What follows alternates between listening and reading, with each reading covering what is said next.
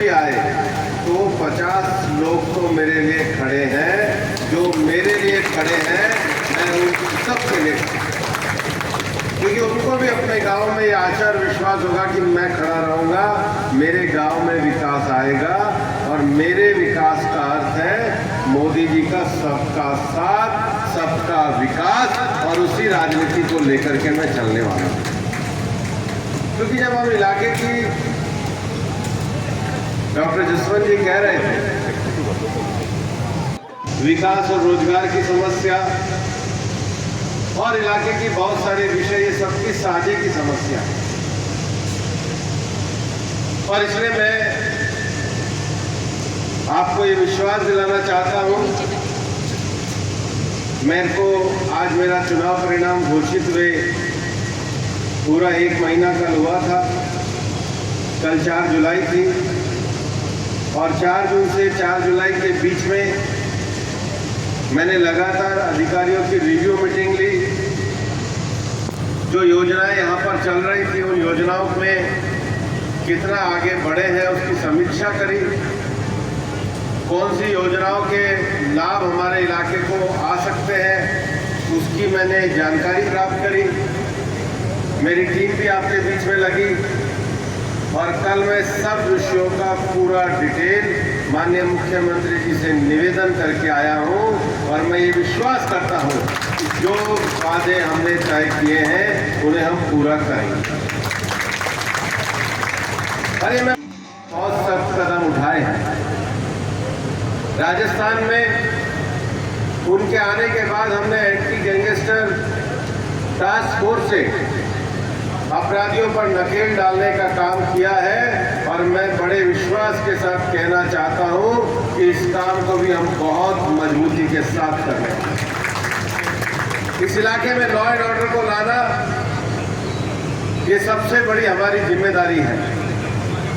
और इसलिए मैं मानता हूं कि राज्य सरकार ने जो कदम उठाए हैं वो कदम इस दिशा की ओर संकेत करते हैं कि 30 साल पुरानी जो हमारी मांग थी, ईआरसीपी की मांग और ईआरसीपी के साथ जो दूसरी मांग हमारी यमुना जल समझौते की थी, उसकी बैठक भी पिछले 1 महीने में माननीय मुख्यमंत्री जी ने अनौपचारिक तौर पे भी हरियाणा के मुख्यमंत्री जी और नायब सैनी जी के साथ और मोहन यादव जी के साथ करी है।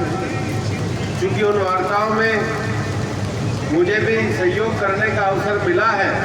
मैं बड़े विश्वास के साथ कहना चाहता हूं कि जो वादा भारतीय जनता पार्टी और उनके उम्मीदवारों ने किया है उसको 5 साल में पूरा करने का काम किया। एक विषय जो 4 जून को जब हमारा परिणाम आया तो अभियान को शुरू किया। इस साल की जो गर्मी थी वो दुनिया की सबसे तेज जो हीट वेव्स कहते हैं वो अब दुनिया में शुरू हुई थी। और अलग अलग तरह के वीडियो आ रहे थे, कोई तो मिट्टी में पापड़ सेक रहा था और कोई क्या कर रहा था। लेकिन गर्मी 45 डिग्री से 48 डिग्री से ऊपर गई, क्योंकि बहुत बड़ी संख्या में पिछले समय धरती से पेड़ों को काटा गया। वाटर, हमारा सामान तो पैकेट में बंद होकर दुकान से आ जाता है, लेकिन ये धरती केवल मनुष्य के लिए नहीं है। धरती पशु पक्षियों चिड़ियाओं सबके लिए है। और पेड़ जो है वो हमारी प्राकृतिक संरचना को बनाए रखते हैं। हम सब जानते हैं कि हमारे को जन्म बिना माँ के हम इस धरती को देख नहीं सकते। माँ ही है जो हमको जन्म देती है, माँ ही है जो हमको पालती और पोसती है, माँ ही है जो हमको जिस समय हमारी ताकत नहीं थी, हमें खाना खाना होता था तो चिंता करती थी खाना खाया या नहीं खाया। और जब हम इस धरती पर आए, इस धरती पर जन्मे, इस धरती पर पले बढ़े, इंसान अभी तक फूड नहीं बना पाया। वरना तो स्टील का गेहूं बना के बेच देते हैं या एल्यूमिनियम की सब्जी बना के दे देते हैं। अभी भी जो खाने का फूड है वो धरती माता से ही आता है। अभी भी जो ऑयल है वो धरती माता से ही आता है। अभी भी जो मेडिसिन है, जो भी मेडिसिन बनेगी एलोपैथी, होम्योपैथी, आयुर्वेद से लेकर, उसका जो लास्ट कंपोनेंट होगा वो प्रकृति से ही आएगा। रसायन उसका बन करके टैबलेट जरूर बनेगी, लेकिन कोई भी औषध धरती से बाहर, प्रकृति से बाहर नहीं है। तो जब ये धरती हमको भोजन देती है, धरती हमको ऑयल देती है, धरती हमको मेडिसिन देती है, धरती हमको कॉस्मेटिक देती है, धरती हमको एनर्जी सोर्स देती है, तो हमारी जिम्मेदारी है कि धरती माँ को भी हरा भरा रखे। इसलिए एक पेड़ माँ के नाम लगाने का धरती माता को हरा भरा रखना है। और इसलिए तो लोग कहेंगे बहरोड का डॉक्टर साहब ढूंढ के रखिए, इस काम को जरूर करेंगे। बस ठीक है, तैयार है, मिलकर करवा देंगे। कई लोग कहते हैं, तो मैं चाहूँगा कि प्रतिनिधि आए और एक बार NHI के साथ बैठ करके हम लोग काम करेंगे। अलवर में हमने जो बुरा से विस्तार है, आज ही उसकी एक समीक्षा बैठक ली है। पहली बारिश आई है, मैं तो कहता हूँ और बारिश आए, लेकिन हमारे अलवर लोकसभा क्षेत्र में जो बहने वाली दोनों नदियाँ हैं उनमें कम से कम पानी दिखने लगा है।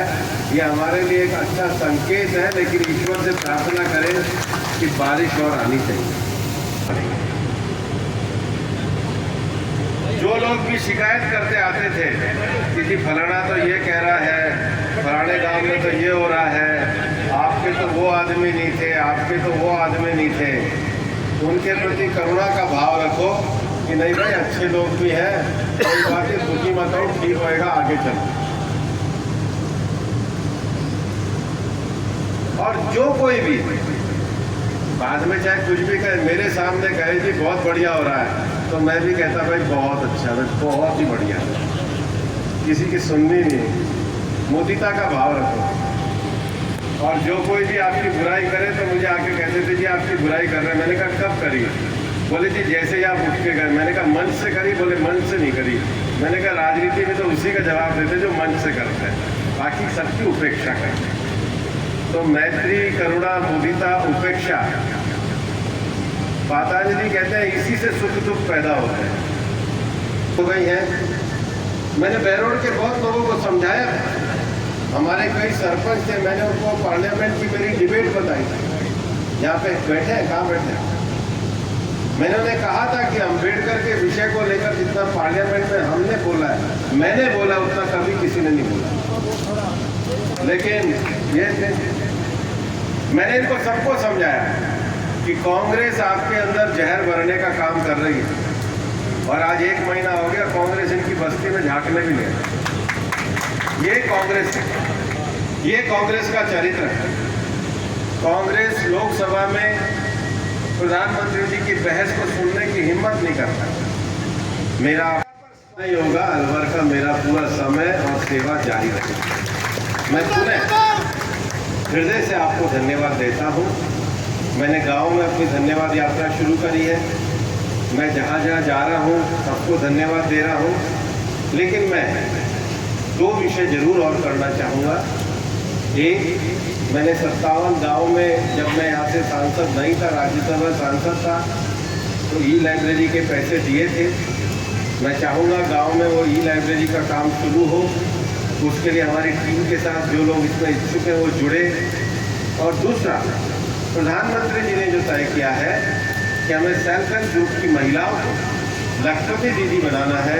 मेरे अलवर में भी सेल्फ हेल्प ग्रुप की महिलाओं के ग्रुप में से लखपति दीदी बन